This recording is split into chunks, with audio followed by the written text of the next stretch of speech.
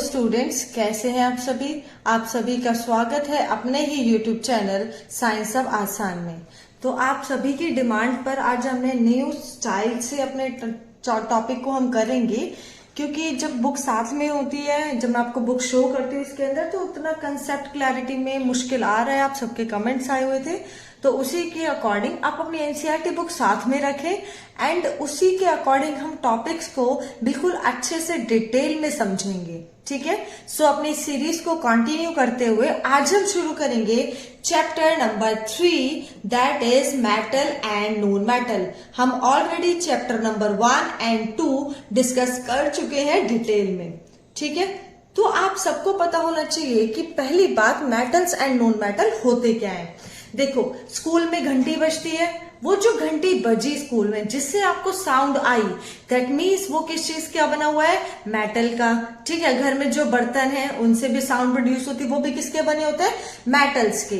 ठीक है, तो मेटल्स होते हैं, उनकी हम आज पढ़ेंगे फिजिकल प्रॉपर्टीज। फिजिकल प्रॉपर्टीज का मतलब होता है हम किसी भी चीज को देखकर या उसको अप्लाई करके हम उसकी कौन कौन से गुण हम समझते हैं। ठीक है, तो सबसे पहली चीज, सबसे फर्स्ट फिजिकल प्रॉपर्टी होती है कि जो मेटल्स होते हैं उनकी प्योर स्टेट में शाइनिंग सरफेस होती है। तो शाइनिंग सरफेस, इसका मतलब इस प्रॉपर्टी को हम बोलते हैं लस्टर। तो हम फिजिकल प्रॉपर्टीज किसकी पढ़ रहे हैं? मेटल्स की। मेटल्स की फिजिकल प्रॉपर्टी में फर्स्ट फिजिकल प्रॉपर्टी क्या होती है कि जो मेटल्स होते हैं वो कैसे होते हैं? लस्टर होते हैं। उनकी जो सरफेस होती है वो हमारी कैसी होती है? शाइनिंग सरफेस होती है। ठीक है, दूसरी प्रॉपर्टी, ये तो आप सबको पता होगा कि जितने भी मेटल्स होते हैं वो सभी कैसे होते हैं? हार्ड होते हैं। ठीक है, हम उनको इजीली ब्रेक नहीं कर सकते, लेकिन ये जो हार्डनेस है मेटल की, वो डिपेंड करती है मेटल टू मेटल। कुछ ज्यादा हार्ड होंगे, कुछ थोड़े कम हार्ड होंगे। Next property is malleability. अब देखो, मेलिएबिलिटी का मतलब होता है जब भी हम किसी मेटल को उसके बिटन करके उसको थिन शीट्स में कन्वर्ट कर सकें। इसका मतलब मेटल लिया हमने, उसको पीट कर हमने उसकी पतली पतली शीट्स बना दी।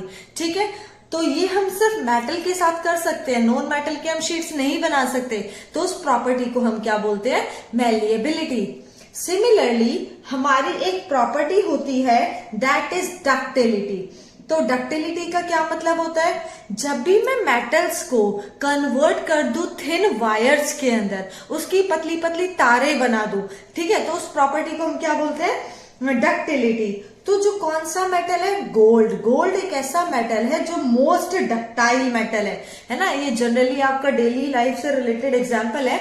जो गोल्ड होता है उसकी ज्वेलरी बनती है, तो ज्वेलरी में उसकी लंबी लंबी तारें भी बनती है ना, गले के सेट बनते हैं, फिर इयररिंग्स बनते हैं। तो इसका मतलब गोल्ड एक ऐसा मेटल है जिसकी हम थिन वायर्स में जिसको कन्वर्ट कर सकते हैं। तो उस प्रॉपर्टी का नाम क्या होता है? डक्टिलिटी। ठीक है, तो मेलिएबिलिटी एंड डक्टिलिटी की वजह से ही हम मेटल्स को डिफरेंट शेप्स में अपनी नीड के अकॉर्डिंग उसको कन्वर्ट कर सकते हैं। ठीक है, now next property is conductivity. जितने भी मेटल्स होते हैं मोस्टली कंडक्टिंग इन नेचर होते हैं। कंडक्टिविटी का मतलब होता है कि जो मेटल है वो अपने अंदर से इलेक्ट्रिसिटी को पास कर सकता है। ठीक है, तो ये conductivity in terms of electricity and साथ में ये कंडक्टर होते हैं इन टर्म्स ऑफ हीट। ठीक है, तो हीट को भी कंडक्ट करते हैं, इलेक्ट्रिसिटी को भी कंडक्ट करते हैं। इस वजह से इनका जनरली हमारा क्या होता है? High melting point. तो मेटल्स की नेक्स्ट प्रॉपर्टी क्या हो गई? इनका high melting and high boiling point होता है। कौन से मेटल्स हैं जो बेस्ट कंडक्टर है हीट के? वो है हमारे silver and copper. Silver and copper are best conductor of heat. अब मैं आपसे पूछूं कि पुअर कंडक्टर कौन है हीट का? वो हमारे होते हैं lead and mercury. Lead and mercury क्या है? हमारे पुअर कंडक्टर ऑफ हीट। ठीक है, तो कंडक्टिविटी हो गया, डक्टिलिटी, मेलिएबिलिटी, हार्ड होते हैं, लस्टर होता है। उसके बाद अनदर प्रॉपर्टी होती है मेटल्स की, that they are sonorous in nature. Sonorous का मतलब होता है जब भी मेटल को स्ट्राइक किया जाएगा किसी भी चीज से तो वो साउंड प्रोड्यूस करते हैं। एग्जाम्पल, स्कूल में जब घंटी बजती है ना, बेल होती है, रिसेस की बेल होती है, छुट्टी की बेल होती है, तो हमें वो स्ट्राइक करते हैं मेटल्स को आपस में, तो साउंड प्रोड्यूस होती है, तभी हमें घंटी की आवाज सुनाई देती है। इसका मतलब वो हमारे कैसे होते हैं, सोनोरस इन नेचर होते हैं। ठीक है, अब एक इंपॉर्टेंट चीज है, देखो जो घरों में हमारी केबल्स होती हैं, वायर्स होती हैं, है ना, कॉपर की मान लो ये वायर है ना, ये हमारा कॉपर मेटल होता है तो ये कंडक्टिंग है, यहाँ से इलेक्ट्रिसिटी पास हो रही है, लेकिन इसके चारों ओर एक कोटिंग होती है ब्लैक कलर की, वो जनरली होती है हमारी पीवीसी की, जो कि हमारा क्या होता है, पॉलीविनाइल क्लोराइड। ये जो पीवीसी होता है वो इंसुलेटिंग मटेरियल होता है, जो कि हमें क्या करता है, करंट लगने से हमें प्रोटेक्ट करता है। इसीलिए जो कंडक्टिंग वायर्स होती है उसकी जो कोटिंग होती है वो इंसुलेटिंग मटेरियल की होती है, एंड जनरली क्या होता है, रबर या फिर पॉलीविनाइल क्लोराइड। नाउ अगर हम बात करें अब नॉन मेटल्स की, ठीक है, हमने फिजिकल प्रॉपर्टीज मेटल्स की पढ़ ली है। अब जो नॉन मेटल्स होते हैं हमारा, एज कंपेयर टू मेटल, जो नॉन मेटल्स हैं उनका नंबर थोड़ा कम होता है। एग्जाम्पल अगर मैं बोलूं नॉन मेटल्स का, carbon, sulphur, iodine, oxygen and hydrogen etcetera, ये सारे हमारे क्या होते हैं, नॉन मेटल्स होते हैं। तो नॉन मेटल्स की अगर मैं फिजिकल स्टेट की बात करूं तो जो नॉन मेटल्स होते हैं वो जनरली या तो हमारे सॉलिड स्टेट के होंगे या फिर हमारे गैसियस स्टेट में होते हैं। इसके अंदर एक एक्सेप्शन है, ब्रोमीन। ब्रोमीन एक ऐसा नॉन मेटल है जो कि किस नेचर में होता है, लिक्विड स्टेट में हमारा प्रेजेंट होता है। ठीक है, अब हम बात करेंगे, देखो नॉन मेटल्स होते हैं वो एज कंपेयर टू मेटल्स थोड़े नंबर में कम होते हैं। अब हम कुछ एक्सेप्शंस की बात करेंगे कि कुछ मेटल्स होते हैं कुछ एक्सेप्शनल बिहेवियर शो करते हैं, कुछ नॉन मेटल्स। सो फर्स्ट, आप सबको पता होगा कि जो मर्क्यूरी होता है ना, वो हमारा मेटल है। जितने भी मेटल्स होते हैं वो जनरली सॉलिड्स होते हैं एट रूम टेम्परेचर, लेकिन मरकरी एक ऐसा मेटल है जो कि हमारा लिक्विड स्टेट में होता है एट रूम टेम्परेचर।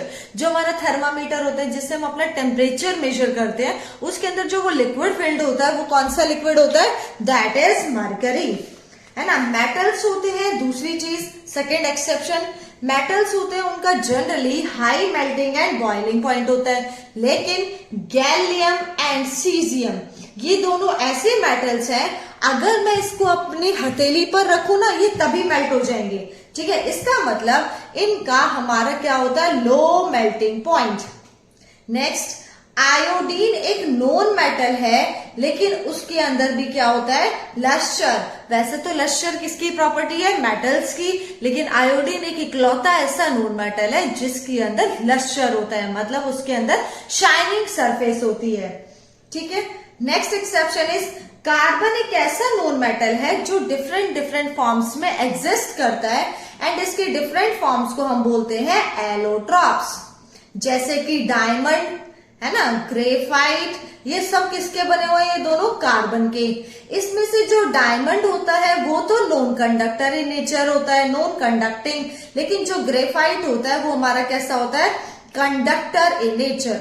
लेकिन एक्चुअली में कार्बन हमारा क्या है, नॉन मेटल, लेकिन उसका जो एलोट्रॉप है ग्रेफाइट वो हमारा कैसा है, कंडक्टिंग इन नेचर। नेक्स्ट, वैसे अभी हमने एक प्रॉपर्टी पढ़ी कि जितने भी मेटल्स होते हैं वो हार्ड होते हैं, ठीक है, लेकिन एक एल्कली मेटल्स है जो कि हमारा सोडियम, पोटेशियम एंड लिथियम, ये तीनों ऐसे मेटल्स हैं जिनको हम इजीली कट कर सकते हैं with the help of knife. ठीक है, तो अब हम कुछ क्वेश्चंस डिस्कस करेंगे, आपके इंटेक्स के ही क्वेश्चन है।